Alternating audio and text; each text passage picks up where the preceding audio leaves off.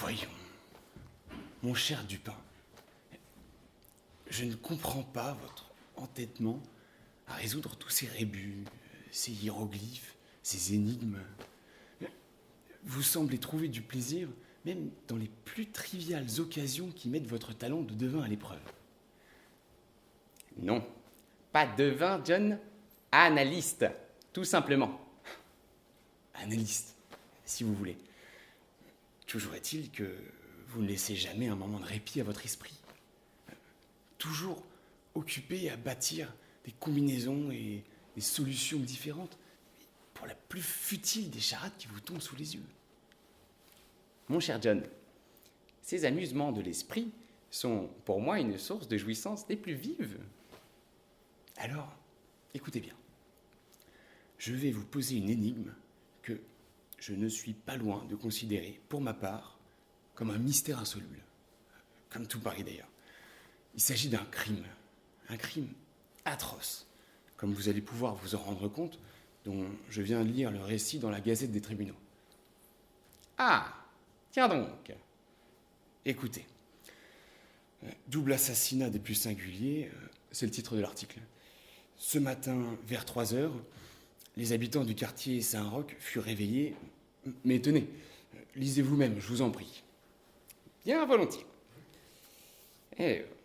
Vers 3 heures, les habitants du quartier Saint-Roch furent réveillés en sursaut par une suite de cris effrayants qui semblaient venir du 4e étage d'une maison de la rue Morgue, que l'on savait occupée en totalité par une dame, Madame L'Espanay, et sa fille, Mademoiselle Camille L'Espanay.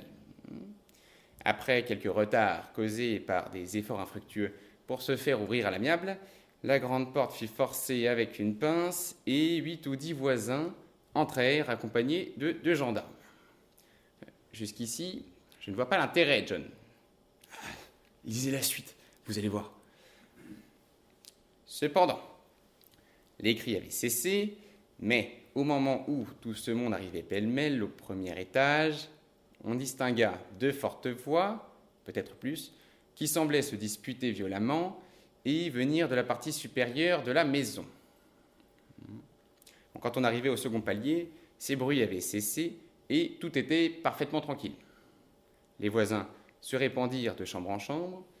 Arrivés à une vaste pièce située sur le derrière, au 4e étage, et dont on força la porte qui était fermée avec la clé en dedans, ils se trouvèrent en face d'un spectacle qui frappa tous les assistants d'une terreur non moins grande que leur étonnement. La porte fermée avec la clé en dedans. Ce qui prouve, à mon avis, que l'assassin ou les assassins n'ont pas pu s'enfuir par cette issue. Attendez. La chambre était dans le plus grand désordre. Les meubles brisés, éparpillés dans tous les sens. Il n'y avait qu'un lit. Les matelas en avaient été arrachés et jetés au milieu du parquet. Sur une chaise, on trouva un rasoir, mouillé de sang. Dans l'âtre, 3 longues et fortes boucles de cheveux gris qui semblaient avoir été arrachées violemment avec leurs racines. Sur le parquet gisaient 4 Napoléons, une boucle d'oreille ornée d'un topaze, 3 grandes cuillères d'argent, 3 plus petites en métal d'Alger et 2 sacs contenant environ 4000 francs en or. Ce qui semble, à première vue, éloigner l'hypothèse du vol. Ne nous précipitons pas, John. Dans un coin, les tiroirs d'une commode avaient été ouverts et avaient été sans doute mis au pillage. Bien qu'on y ait trouvé plusieurs articles intacts, un petit coffret de fer fut trouvé sous la laiterie. Oui, il était ouvert avec la clé dans la serrure. Il ne contenait que quelques vieilles lettres et d'autres papiers sans importance. On ne trouva aucune trace de Madame L'Espanay. Mais on remarqua une quantité extraordinaire de suie dans le foyer. On fit une recherche dans la cheminée et, chose horrible à dire, on en retira le corps de la demoiselle. La tête en bas, qui avait été introduite de force et poussée par l'étroite ouverture jusqu'à une distance assez considérable. En l'examinant, on découvrit de nombreuses excoriations, occasionnées sans doute par la violence avec laquelle elle y avait été fourrée et qu'il avait fallu employer pour la dégager. La figure portait quelques fortes égratignures et la gorge était stigmatisée par des meurtrissures noires et de profondes taches d'ongles, comme si la mort avait eu lieu par strangulation. Après un examen minutieux de chaque partie de la maison, qui n'amena aucune découverte nouvelle, les voisins s'introduisirent dans une petite cour pavée située sur le derrière du bâtiment. Là gisait le corps de la vieille dame, avec la gorge si parfaitement coupée que quand on essaya de le relever, la tête se détacha du tronc. Le corps, aussi bien que la tête, était terriblement mutilé, et celui-ci à ce point qu'il gardait à peine une apparence humaine. Toute cette affaire reste un horrible mystère, et jusqu'à présent, on n'a pas encore découvert que nous sachions le moindre fil conducteur.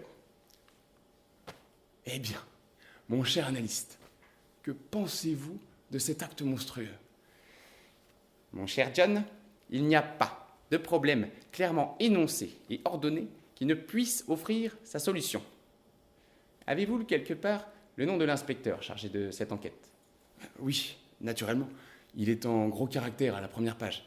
Le préfet de police, conscient de la légitime inquiétude de la population parisienne, a mis sur l'affaire de la rue Morgue l'un des plus éminents limiers de la police judiciaire, le commissaire Giffon. Ah, Giffon! Parfait, je le connais. John, prenez votre casquette, nous allons rue Morgue. On n'entre pas, messieurs. Gendarme, transmettez cette carte à l'inspecteur Giffon, je vous prie. Vous êtes extraordinaire, Dupin. À vous voir, on vous croirait accrédité auprès de la police. C'est presque cela. J'ai eu l'occasion de rendre quelques petits services à ce brave Giffon, au cours d'affaires où il se trouvait particulièrement empêtré. Cela ne m'étonne pas de vous. Et s'il ne se montre pas ingrat... L'inspecteur vous attend, messieurs. Voilà. Toc, toc, toc. Entrez! Ah! Ce cher Dupin.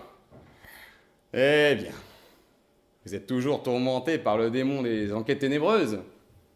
Laissons cela, voulez-vous, mon cher Giffon. Je vous présente John Clama. C'est un vieil ami à moi. Enchanté. Encore un policier amateur. Non, non, ne craignez rien. Monsieur Clama a simplement exprimé le désir de me voir trouver une solution à cette affaire. Eh bien, je crois que cette fois, vous allez à un échec. Pas le moindre indice, entendez-vous? Pas de motif. Pas même d'assassin et pas de moyen d'évasion. Oh, allons, allons, allons! Je ne crois pas plus que vous aux moyens surnaturels. Mais je peux vous affirmer qu'aucun être vivant n'a pu s'échapper de cette chambre. Enfin, vous devez être au courant de tout ça par les journaux. Insuffisamment, mon cher commissaire. Et c'est pour cette raison que j'ai tenu à venir sur les lieux du crime en compagnie de mon ami. Ouais, je vois. À condition toutefois que notre présence ne vous dérange pas. Non, aucunement, messieurs, aucunement. Mais je vous préviens, Dupin, vous allez à un échec. Un échec. Enfin, je vais vous indiquer tous les éléments susceptibles de vous guider, rien que pour le plaisir de vous voir patauger. Enfin, tout d'abord, le rapport du docteur qui a été appelé pour examiner le cadavre. Tenez. Voyons. Le corps de la jeune femme était fortement meurtri et excorié. Cette particularité s'explique suffisamment par le fait de son introduction dans la cheminée. La gorge était singulièrement écorchée. Il y avait juste au-dessous du menton plusieurs égratignures profondes avec une rangée de taches livides, résultant évidemment de la pression des doigts. La face était affreusement décolorée et les globes des yeux sortaient de la tête. La langue était coupée à moitié, une large meurtrissure se manifestait au creux de l'estomac, produite, selon toute apparence, par la pression d'un genou. Ah, mais c'est affreux. Ça se voit que vous n'êtes pas du métier, vous. Je disais donc, dans l'opinion du médecin, Mademoiselle L'Espanay a été étranglée par un ou plusieurs individus inconnus. Ça ne fait guère de doute. Bon, je continue. Le corps de la mère était horriblement mutilé, tous les os de la jambe et du bras gauche plus ou moins fracassés, le tibia gauche brisé en esquilles, ainsi que toutes les côtes du même côté, le corps affreusement meurtri et décoloré. Il est impossible de dire comment de pareils coups ont été portés. Impossible ? Oh, je vous rappelle que c'est là que l'opinion d'un médecin. Bon, une lourde massue de bois, une large pince de fer, une arme grosse, pesante et contondante, aurait pu produire de pareils résultats, et encore maniés par les mains d'un homme excessivement robuste. Avec n'importe quelle arme, aucune femme n'aurait pu porter de tels coups. Aucune femme? J'en suis heureux. Tant mieux pour vous. La tête de la défunte était entièrement séparée du tronc et, comme le reste, singulièrement broyée. La gorge avait été tranchée avec un instrument très affilé, évidemment un rasoir. Ah oui, sans doute celui qu'on a trouvé dans la chambre. C'est ça. Eh bien, voilà tout le contenu de ce rapport. Je vous remercie, Giffon. Oh, pour ce que cela peut vous apporter. Toc, toc, toc. Oui. Monsieur l'inspecteur, tous les témoins que vous avez rappelés sont là, dans une des pièces du bas. Dois-je les faire monter? Oui. Un par un, hein? Oui, monsieur l'inspecteur. Décidément, je vous gâte. Ce sont, pour la plupart, des gens que j'ai déjà reconvoqués pour avoir confirmation de leur dire. Toc, toc, toc. Oui. Entrez. Mademoiselle Pauline Dubourg, n'est-ce pas? Oui, monsieur. Pauline Dubourg, blanchisseuse. Alors, mademoiselle, dites-nous tout ce que vous savez. Nous vous écoutons. Et voilà. J'ai connu des dames qui habitaient ici, là de ça environ 3 ans. Elles me donnaient leur linge à blanchir. La vieille dame et sa fille vivaient-elles en bonne intelligence? C'est-à-dire pas de dispute? Pour ça? Non, monsieur. Au contraire, elles s'aimaient bien. D'après ce que je sais, bien sûr. Ouais, bon. Recevait-elle? J'ai jamais rencontré personne quand je venais apporter le linge. Je suis certaine que ces dames n'avaient pas de domestique à leur service. J'aurais bien vu quand même. Oui. C'est tout ce que vous savez? Oui. Sauf que je pense que c'était quand même bizarre que ces dames vivent seules dans une si grande maison. Vous pensez? Une maison de 4 étages. J'ai jamais vu de meubles aux étages inférieurs et je me disais toujours, oh, mon Dieu, que de place perdue. Oui. Bon, je vous remercie. Je vous remercie, mademoiselle. Oh, y a pas de quoi, monsieur. Tout à votre service. Bon. Gendarme, appelez le témoin suivant. C'est un nommé Pierre Moreau, marchand de tabac. Il fournissait habituellement à Madame L'Espanay et lui vendait de petites quantités de tabac, quelquefois en poudre. Approchez, monsieur Moreau, approchez. Bonjour, monsieur. Vous êtes né dans le quartier. Il y avait toujours demeuré. Vous avez signalé dans votre témoignage que la défunte et sa fille habitaient dans cette maison depuis 6 ans. Oui, inspecteur. Avant, elle était habitée par un bijoutier qui sous-louait les appartements supérieurs à différentes personnes. Mais la maison appartenait à Madame L'Espanay. Ce n'est que quand elle a vu que son locataire endommageait les lieux qu'elle est venue habiter la maison. Et elle a refusé, par la suite, d'en louer une seule partie. Et avez-vous déjà vu la fille, Mademoiselle L'Espanay? Oui, 5 ou 6 fois, dans l'intervalle de 6 années. Ces 2 dames menaient une vie excessivement retirée. Elle passait pour avoir de quoi. Il paraît que Madame d'Espanay disait la bonne aventure. Et j'ai jamais vu personne franchir la porte, excepté la vieille dame et sa fille, un commissaire, une fois ou deux, et un médecin de temps en temps. Bon, bien je vous remercie, monsieur Moreau.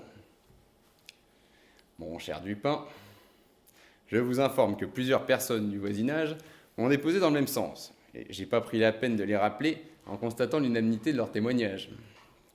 Bon. Tous les voisins affirment en plus que les volets des 2 fenêtres donnant sur la rue étaient rarement ouverts et que ceux de derrière étaient toujours fermés, excepté ceux de la grande pièce au 4e étage, c'est-à-dire la chambre où nous sommes, la chambre du crime donc. Décidément, c'est un désert de sable que vous m'offrez, Giffon. Pas même une petite touffe d'herbe où s'accrocher. Ah, attendez, c'est pas fini. Faites entrer le gendarme qui était présent lors de la découverte du crime. Gendarme Isidore Musée. J'ai été mis en réquisition vers 3h du matin et j'ai trouvé, devant la porte de cet immeuble, 20 ou 30 personnes qui s'efforçaient d'y pénétrer. J'ai enfoncé la porte avec ma baïonnette. Mon cher Giffon, puis-je poser une question à ce témoin? Mais je vous en prie, oui, comme vous voulez. Lorsque vous forciez la porte, entendiez-vous des cris ou des bruits quelconques venant de cette maison? Ah, oui, monsieur. Il y avait beaucoup de bruit et des cris qui venaient du 4e étage. Ils ont continué quelque temps et ils ont cessé brusquement lorsque la porte a cédé.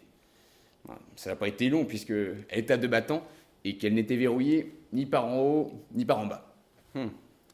De quelle sorte étaient les cris que vous entendiez? Oh, affreux, monsieur. On eût dit les cris d'une ou plusieurs personnes en proie aux plus vives douleurs. Des cris très hauts, pas des cris brefs ni précipités. C'est bien. Ensuite?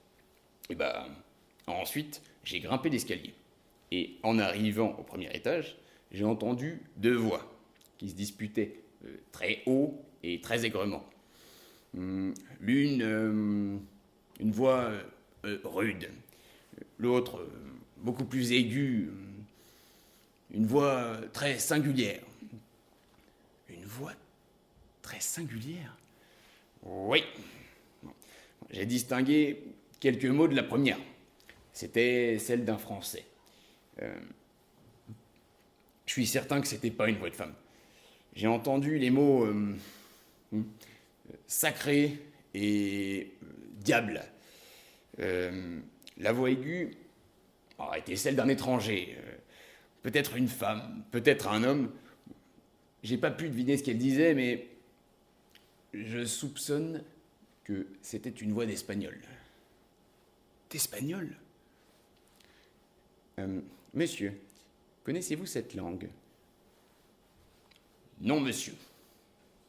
Alors, Dupin, vous n'avez pas d'autres questions à poser au gendarme Musée? Non, merci. Bien. Je vous remercie, Musée. Alors, en sortant, vous ferez venir monsieur Henri Duval. Ce monsieur Duval est orfèvre. Il faisait partie du groupe de ceux qui ont pénétré dans la maison. Il connaissait Madame l'Espanay et sa fille pour avoir fréquemment causé avec elle. Entrez, entrez. Vous vous permettez, Giffon? Mais oui, je vous en prie. Monsieur Duval, comme les gendarmes Musée, vous avez entendu des voix qui semblaient se quereller au 4e étage, c'est-à-dire dans cette chambre même. Avez-vous reconnu l'une d'entre elles? Non, monsieur. Je jure que ce n'était aucune des voix des victimes. Avez-vous entendu une voix aiguë? Ah oui, qui semblait répondre à une voix grave, celle d'un Français. Mais la voix aiguë n'était pas celle d'un Français, mais à coup sûr, une voix italienne. Une femme? je saurais dire, monsieur, mais je suis convaincu que, d'après l'intonation, l'individu qui parlait était de nationalité italienne. Bon, quoique je n'ai distingué aucune parole. Connaissez-vous la langue italienne? C'est-à-dire que je crois avoir déjà entendu parler des Italiens. C'est bien. Oui, je vous remercie. Eh bien, rien de nouveau dans tout cela. Un espagnol, un italien, et vous allez voir, cette confusion des langues n'est pas terminée. Tenez, écoutez le témoignage d'un certain Odenheimer, restaurateur. Il a offert son témoignage de lui-même. Il ne parle pas français et on l'a interrogé par le canal d'un interprète. Alors, né à Amsterdam, il passait devant la maison au moment des cris. Ils ont duré quelques minutes, 10 peut-être. C'était des cris prolongés, hauts, effrayants, navrants. Odenheimer est l'un de ceux qui ont pénétré dans la maison. La voix aiguë parlait haut et vite, d'un ton inégal, qui exprimait la crainte aussi bien que la colère. Elle était plutôt âpre qu'aiguë, et il n'a pu distinguer les mots articulés, mais il estime que c'était la voix d'un Français, un homme. C'est une vraie tour de Babel. Je vous vois mal parti avec ces renseignements, mon cher Dupin. Qui le dites-vous? Bon, je continue. Quant à la voix rauque et grave, il confirme le témoignage du gendarme Muset. Il a entendu à plusieurs reprises les mots sacré et diable, et une fois, mon Dieu. Alors, qu'en dites-vous? Pour le moment, j'observe et je note, mon cher Giffon. C'est ma méthode. Après, j'analyse. Toc, toc, toc. Oui, entrez. Monsieur l'inspecteur, il y a là un certain monsieur Mignard qui affirme que vous l'avez convoqué et qui dit ne pas pouvoir disposer de beaucoup de temps. Ah, très bien. Il a pu venir. Oui, faites-le-moi entrer immédiatement. Bien, monsieur. C'était le banquier des victimes. Je l'ai fait appeler pour qu'il me donne quelques éclaircissements sur le budget de Madame L'Espaneille, et notamment sur cette somme que l'on a trouvée ici. Monsieur, commissaire Giffon, de la police judiciaire. Mignard, Jules, banquier de la maison Mignard et Fils, rue de Lorraine. Monsieur Mignard, je vous prie de bien vouloir nous dire tout ce que vous savez au sujet de la victime. Je serai bref. Il y a peu de choses à dire au sujet de Madame L'Espaneille. Elle avait quelques fortunes et je lui avais ouvert, voici 8 ans, un compte dans ma maison. Elle déposait souvent chez moi de petites sommes d'argent. Elle n'avait jamais rien retiré jusqu'au 3e jour avant sa mort. Et elle est venue elle-même me demander la somme de 4000 francs. Cette somme lui a été payée en or et j'ai chargé un commis de la lui porter chez elle. Mais c'est, à ce qu'il me semble, le montant de la somme que l'on a retrouvée dans la pièce. Il n'y a donc pas eu vol? Eh non, bien sûr, il n'y a pas eu vol.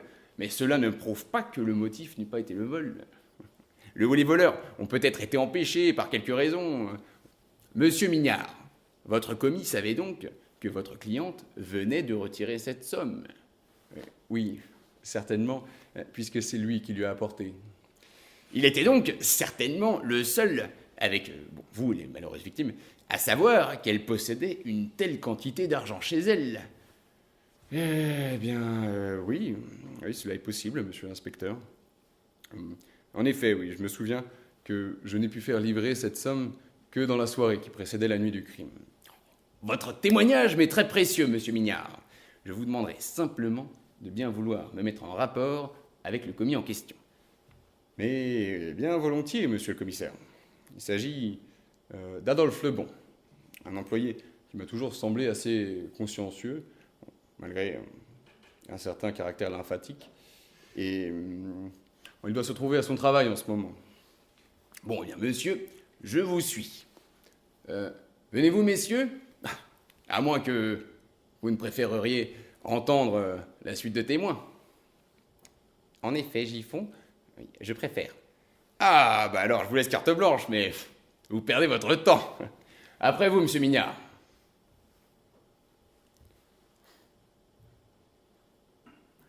Je regrette fort de ne pas avoir parié quelques dollars sur cette affaire. Allons, allons, mon cher John. Nous ne sommes qu'au préliminaire de l'enquête.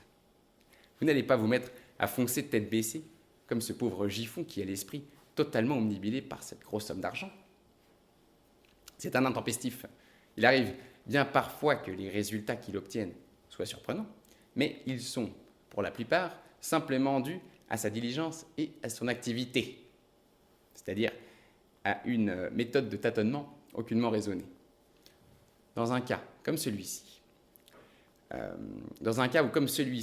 ses facultés sont insuffisantes, le plan rate. Quant à nous, il nous reste encore beaucoup de travail à accomplir. Entendre les autres témoins? Oui, si cela vous intéresse, mais je ne crois pas que nous apprendrons énormément de ce côté. Gendarmes, faites venir les témoins qui y restent, voulez-vous? Tous ensemble, monsieur? Ah, oui, si vous voulez. Nous ne disposons que de très peu de temps. Bien, monsieur. Le premier, vous, monsieur William Bird, citoyen britannique, mais je vis à Paris depuis 2 ans.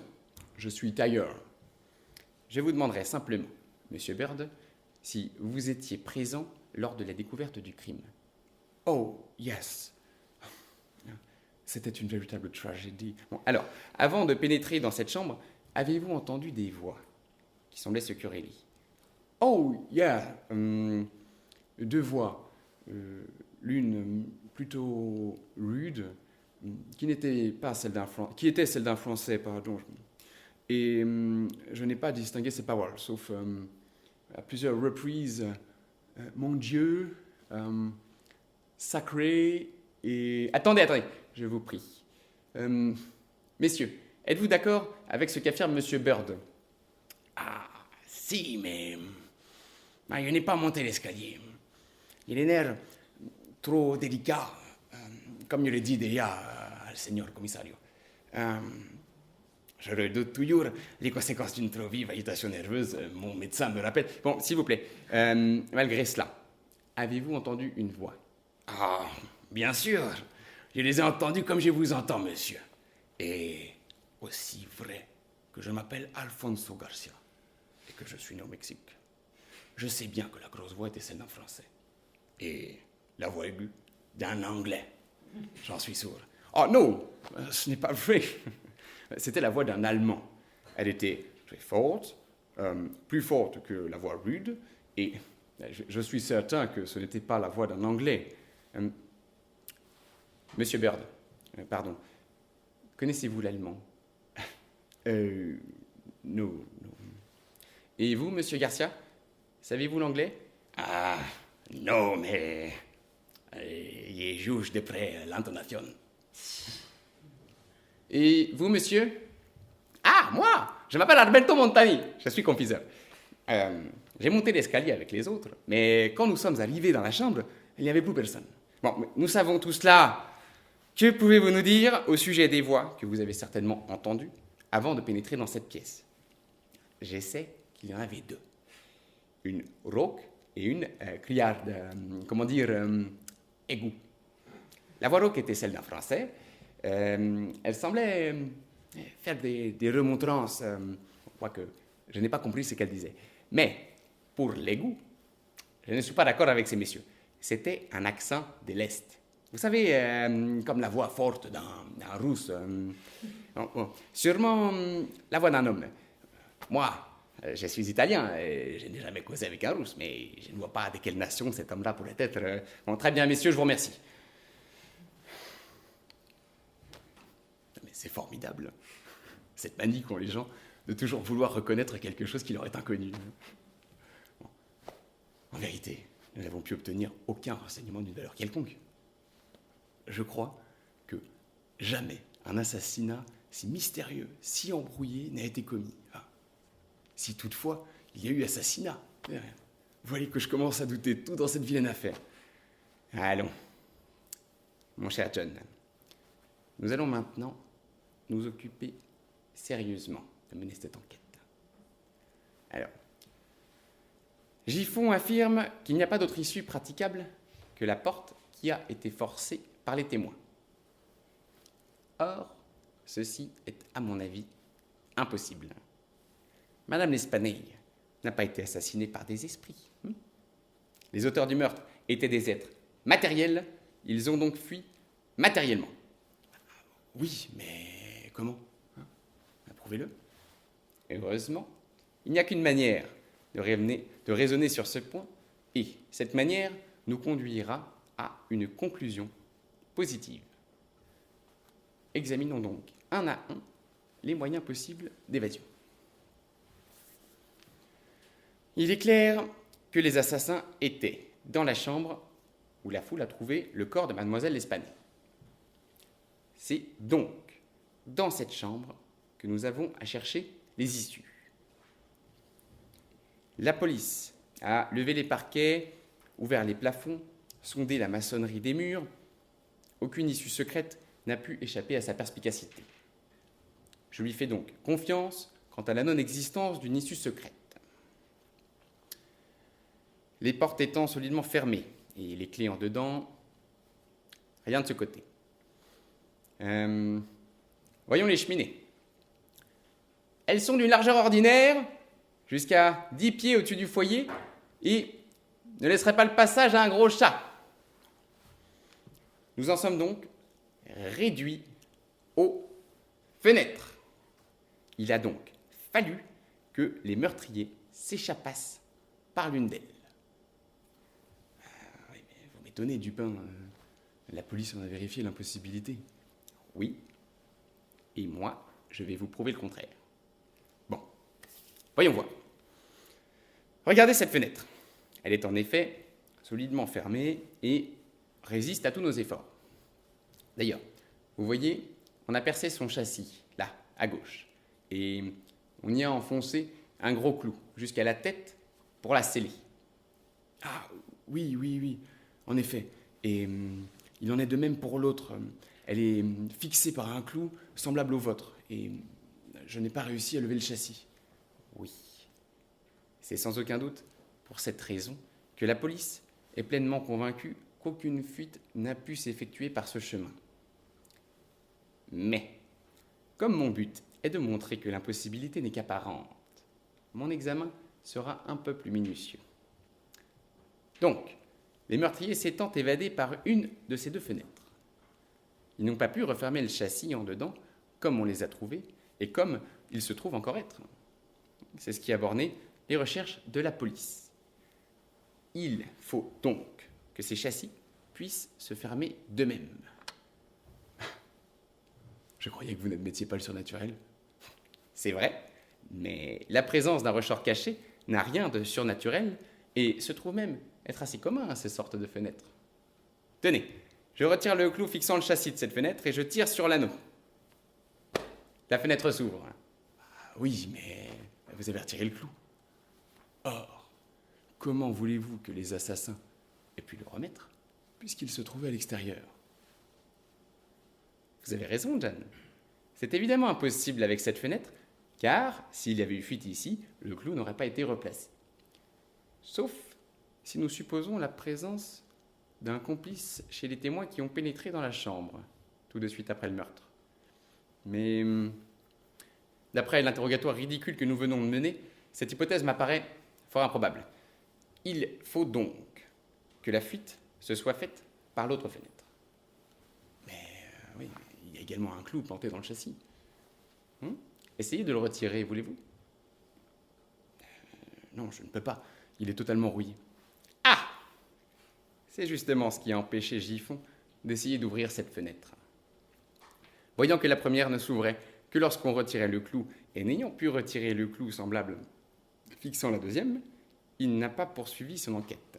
Plus loin, jugeant, à juste raison, que les fenêtres étaient identiques, tout autant que leur système de verrouillage. Or, si les fenêtres sont semblables, il n'en est certainement pas de même pour les clous. Tirez sur l'anneau. Elle s'ouvre. Et vous n'avez pas retiré le clou. Non, il est complètement rongé par la rouille.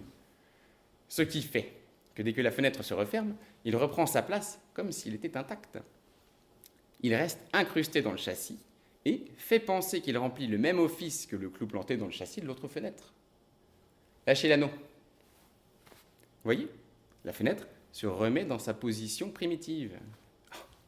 Dupin, vous êtes formidable. Mais n'oubliez pas que nous nous trouvons au 4e étage. Voyez-vous cette chaîne de paratonnerre qui se trouve à environ 5 pieds de notre fenêtre? Ah oui, mais bon, il est impossible à qui que ce soit d'atteindre la bordure de cette fenêtre en partant de cette chaîne. Certes, mais notez la largeur des volets, ou plutôt du volet. En effet, vous voyez comme moi qu'il n'y en a qu'un, et qu'il se trouve même être assez grand pour boucher toute la fenêtre, soit environ 3 pieds et demi. Et vous pensez que le meurtrier s'en est servi? Si nous supposons que le volet se trouvait quelque part, se trouvait plaqué au mur lors de l'invasion de l'assassin, il ne lui restait plus alors qu'à franchir, disons, 5 pieds et demi, moins les 3 et demi de volet, soit 2 pieds seulement. Vous remarquerez également que le triage de ce volet offre une prise assez facile. L'assassin a pu dès lors s'élancer depuis la chaîne de paratonnerre pour s'agripper au volet, puis, en assurant bien ses pieds contre le mur et en s'élançant vivement, se jeter dans la chambre, à condition toutefois que la fenêtre soit ouverte. Voyons, Dupin, cette opération nécessiterait une énergie peu commune. Écoutez, mon but n'est pas de démontrer que la chose a pu se faire d'une manière ou d'une autre. Non, au contraire, mon but n'est que de démontrer que la chose a pu se faire d'une manière ou d'une autre, et non pas de vous la rendre facile à concevoir, John. Mon objet final, John, c'est la vérité, aussi étrange soit-elle. Or, il entre dans mon plan de vous démontrer que l'entrée et la sortie ont pu s'effectuer de la même manière et sur le même point. Bon, d'accord. Même en admettant que votre supposition soit exacte, elle ne nous donne toujours pas l'identité des assassins, ni même le moindre indice permettant de suivre leur piste. Parce que vous vous contentez de regarder, mon cher John. Vous oubliez que l'analyste doit toujours céder d'un peu d'imagination. Bon. Pour moi, ma conviction est faite. Gendarme, où se trouve le corps des victimes? Dans la pièce du fond, messieurs. Bon, il ne me reste plus qu'à corroborer mes suppositions, puis à chercher l'obligatoire signature de l'assassin. Ah! Vous voilà, John. Je vous cherchais. Eh bien, pourquoi faites-vous cette tête? Regardez dans le journal. L'inspecteur Giffon a arrêté le commis de la banque Mignard. Mais rien pourtant dans les faits connus ne justifie. Ah! Vous savez, les coïncidences sont de grosses pierres d'achoppement sur la route de ces pauvres penseurs, mal éduqués, qui ne savent pas le premier mot de la théorie des probabilités. Dans le cas présent, s'il leur avait disparu, le fait qu'il venait d'être livré créerait quelque chose de plus qu'une coïncidence. Cela corroborerait l'idée d'intérêt. Mais dans les circonstances réelles où nous sommes placés, si nous supposons que l'or est le mobile du crime, il nous faut supposer le criminel assez indécis et assez idiot pour oublier à la fois l'or et le mobile qui l'a fait agir. Mais tout de même, comme l'inspecteur, on peut évoquer la peur. Il est si évident qu'il aurait entendu des bruits dans l'escalier. Ah, allons, allons. Et il se serait enfui sans même emporter de pauvres petits sacs? Non, John. Cette hypothèse ne tient pas la route. Bon. Tenez, voilà la signature du crime. Quoi? Ce chiffon gras? Ce n'est pas un chiffon, John, c'est un ruban. Je l'ai ramassé à quelques pas des lieux du crime.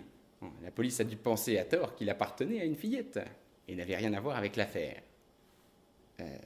Oui, et je ne vois pas non plus ce qui vous fait dire le contraire. Voyez-vous, John, c'est très étrange, car la manière avec laquelle il est noué est bien trop complexe pour qu'il soit fait par une fillette. De plus, ce nœud... John, demain matin, le commis sera relâché et si l'assassin n'est pas pris, toute la police parisienne sera sur sa piste. Je dois faire une petite course dans les bureaux d'un journal. Pendant ce temps, trouvez Giffon et dites-lui de se rendre chez moi ce soir. Bon, parfait. Je ne comprends rien du tout, mais à tout à l'heure. Alors, John, avez-vous Giffon? Avez-vous pu prévenir Giffon? Oui, comme vous me l'avez demandé. Bon, j'ai pas compris ce qu'il bougonnait, mais je crois que c'était pas votre gloire. Ah, ça n'a aucune importance. Tenez, je vous confie ces pistolets. J'attends un individu qui, bien qu'il ne soit probablement pas l'auteur de cette boucherie, doit se retrouver impliqué dans sa perpétration. J'espère ne pas me tromper dans cette hypothèse, car c'est sur elle que je fonde l'espérance de déchiffrer l'énigme entière. Normalement, l'homme en question devrait venir ici, dans cette chambre, d'une minute à l'autre. S'il vient, il sera nécessaire de le garder. C'est pour cela que je vous confie ces pistolets. Je ne comprends rien. J'aimerais fort que vous m'expliquiez quelque peu avant qu'un criminel ne toque à notre porte. Soit. Il me reste sûrement le temps de vous donner quelques indices. N'avez-vous rien remarqué de particulier sur le théâtre du crime? Non, rien d'autre que ce que tout le monde a vu, sauf peut-être vous. Oui. Comme l'inspecteur Giffon, comme les journalistes, comme l'opinion publique en général, vous n'avez pas pénétré l'originalité insolite de cette affaire.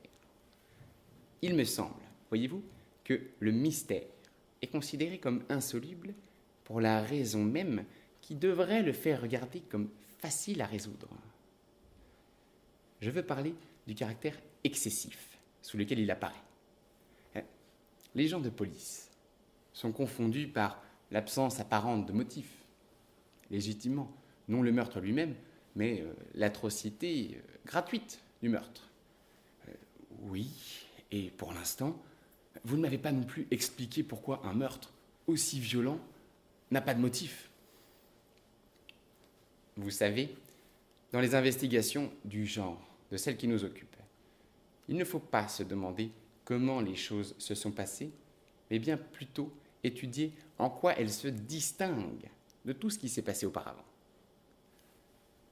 Ici, l'excès dans l'abominable n'est pas absurde, comme l'ont pensé les policiers, mais simplement extraordinaire. Vous laissez l'atrocité même du crime vous dérouter, alors qu'il faut en tenir compte comme l'un des fils conducteurs de cette enquête. Comprenez-vous? Je ne suis pas sûr de vous suivre. Bon, alors, tâchez maintenant de combiner le désordre bizarre de la chambre, une agilité merveilleuse, une férocité bestiale, une boucherie sans motif, d'une grotesquerie dans l'ignoble, absolument étrangère à l'humanité. Dites-moi, qu'en déduisez-vous? Oui. Je commence à comprendre. Vous croyez que c'est là l'œuvre d'un fou, de quelque maniaque furieux échappé d'une maison de santé du voisinage? Pas trop mal. Votre idée est presque applicable. Mais les voix d'un fou, même dans leurs délires les plus sauvages, ne se sont jamais accordées avec ce qu'on dit de cette voix singulière, entendue dans l'escalier. Cette voix sur laquelle les témoins n'ont pu se mettre d'accord quant à son origine. Cette voix que chacun d'eux a définie comme celle d'un homme d'une nationalité qu'il ne connaît pas. Les fous font toujours partie d'une nation quelconque. Quand bien même leurs mots puissent être incohérents, leur parole est toujours articulée. Essayez encore. C'était peut-être la voix d'un Africain ou d'un Asiatique. Je ne nie pas la possibilité du cas. Mais j'attirerai votre attention sur 3 points. D'abord, un témoin parle d'une voix plutôt âpre qu'aiguë. 2 autres, comme d'une voix brève et saccadée. Ensuite, aucun n'a distingué de paroles. Aucun son ressemblant à des paroles. Enfin, regardez ce petit dessin. Oui, c'est une main. Grosso modo, oui. Ceci est un fac-similé qui représente ce que certaines dépositions définissent comme des meurtrissures noirâtres et profondes marquées d'ongles, trouvées sur le cou de mademoiselle Espagnet, et que les médecins appellent une série de taches livides, évidemment causées par la pression des doigts. Vous voyez, ce dessin donne l'impression d'une poigne solide et ferme. Chaque doigt a gardé peut-être jusqu'à la mort de la victime la terrible prise qu'il s'était faite et dans laquelle il s'est moulé. Essayez, voulez-vous, de placer tous vos doigts en même temps, chacun dans la marque analogue que vous voyez. Non, c'est pas possible. Attendez, je vais donner à cette feuille de papier la forme cylindrique d'une gorge humaine. Recommencez. L'écart est encore plus grand. Et vous n'avez pas pourtant les mains particulièrement petites. Certes, non, mais ceci n'est pas l'empreinte d'une main. Chut! Taisez-vous. On monte l'escalier. Toc, toc, toc. Prenez vos pistolets, mais ne vous en servez pas. Ne les montrez pas avant un signal de moi. Toc, toc, toc. Oui, entrez, entrez. La porte n'est pas verrouillée. Bien le bonsoir, messieurs. Je suis Mathias Gopin, marin au bord de la goélette L'Espérance. Asseyez-vous, mon ami. Je suppose que vous venez pour votre orang-outan. Orang-outan. Tu peins. Ah, voyons, John. Mon ami l'admire tellement qu'il espérait que vous ne viendriez jamais le chercher. Je reconnais qu'il est remarquablement beau. C'est sans doute une bête de grand prix. Quel âge lui donnez-vous ? Je ne saurais trop vous dire. Cependant, il ne peut guère avoir plus de 4 ou 5 ans.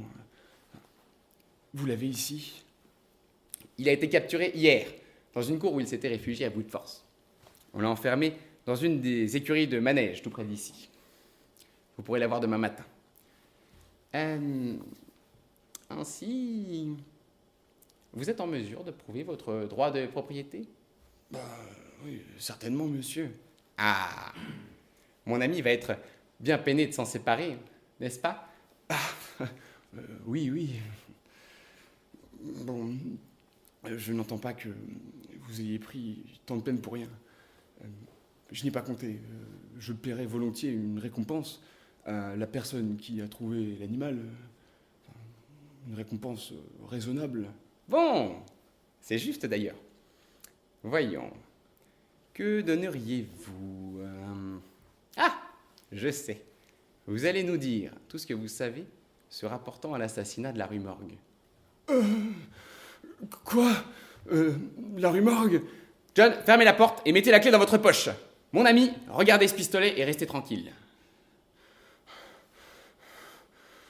Bon, bien. Vous vous alarmez sans motif, je vous assure. Nous ne voulons vous faire aucun mal. Je sais parfaitement que vous êtes innocent des horreurs de la rue Morgue. Cependant, cela ne veut pas dire que vous ne soyez pas quelque peu impliqué.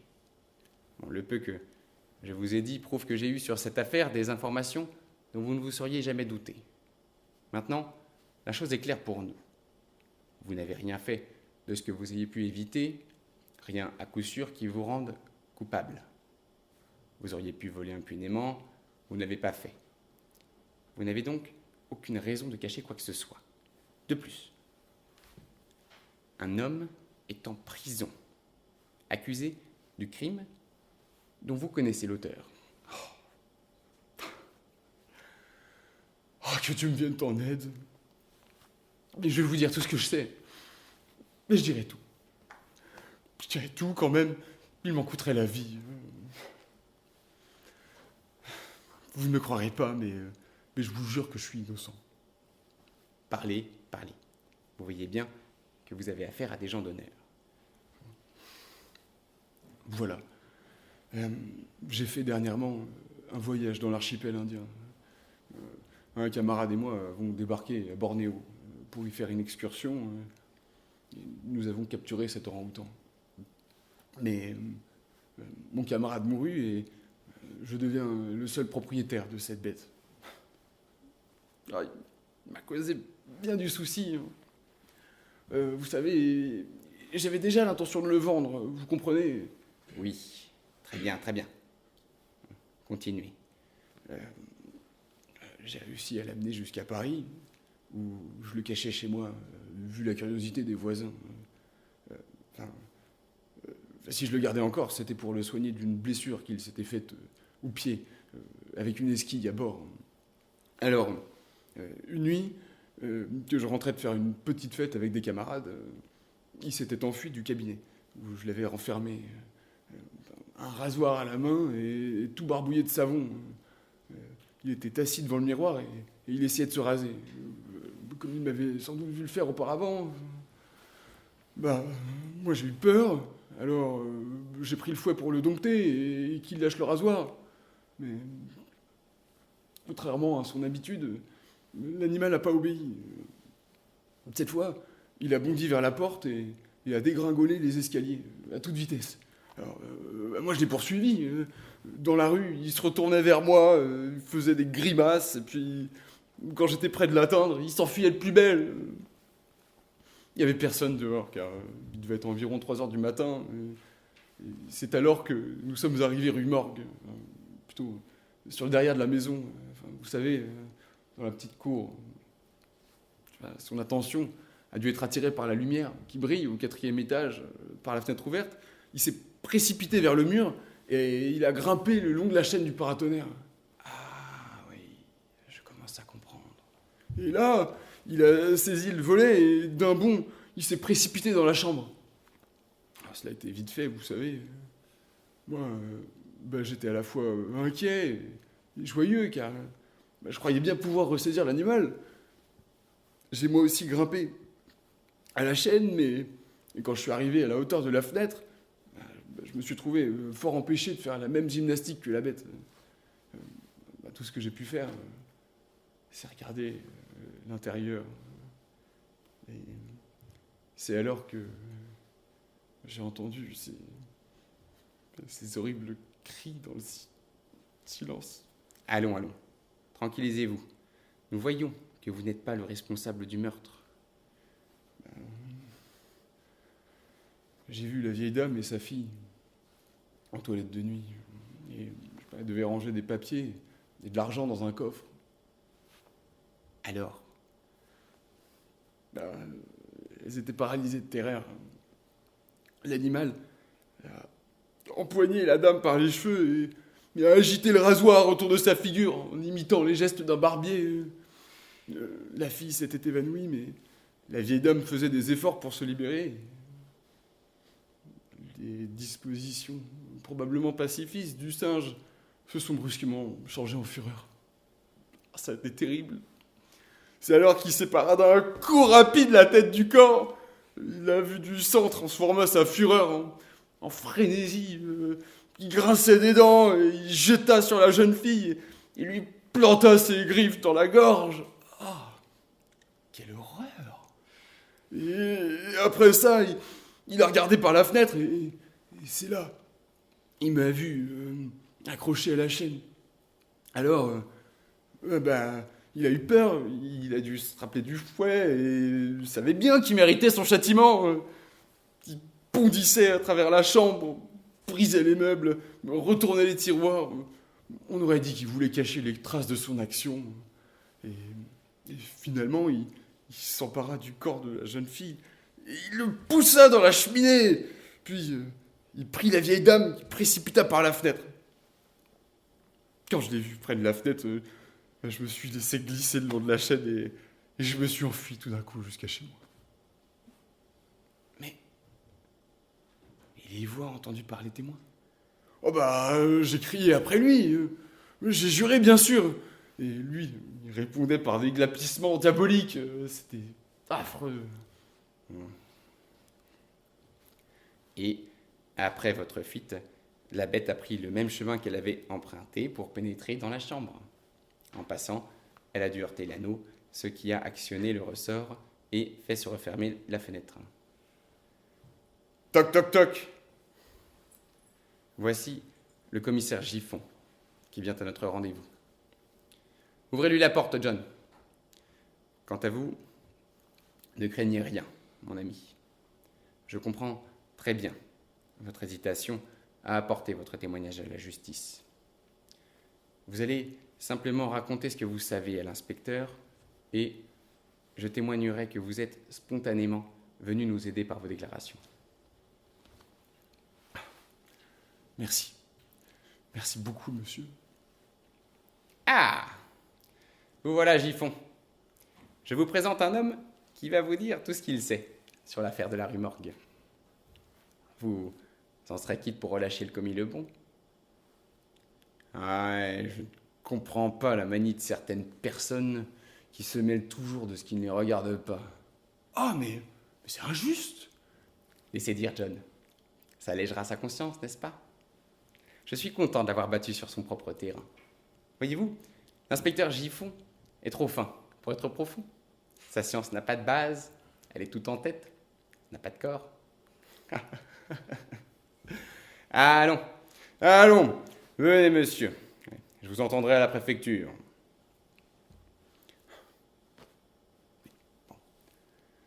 Maintenant, Dupin, expliquez-moi. Que vous ayez pu deviner que le crime eût été commis par un orang-outan, je peux le comprendre. Mais comment avez-vous pu deviner que la bête appartenait à ce marin? Rien de plus simple. Rappelez-vous ce ruban que j'ai trouvé au bas de la chaîne, doté d'un nœud étrangement complexe. En vérité, seuls les marins sont capables d'en faire autant, en particulier les Maltais. De plus, cet homme, ce marin, devait être français puisque tous les témoignages, s'ils n'ont pu s'accorder, et pour cause, sur le timbre de l'orang-outan, l'ont défini comme tel.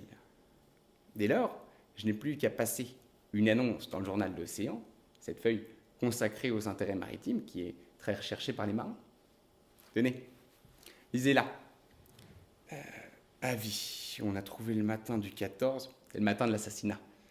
de fort bonne heure, un énorme orang-outan, le propriétaire, que l'on sait être un marin, appartenait à l'équipage d'un navire maltais, peut retrouver l'animal après en avoir donné un signalement satisfaisant et rembourser quelques frais à la personne qui s'en est emparée et qui l'a gardé. Et voilà. Comme je présumais que cette bête représentait une petite fortune pour son propriétaire. Dupin, vous êtes... Je suis analyste, John. Un analyste qui se sert raisonnablement des observations qu'il a faites.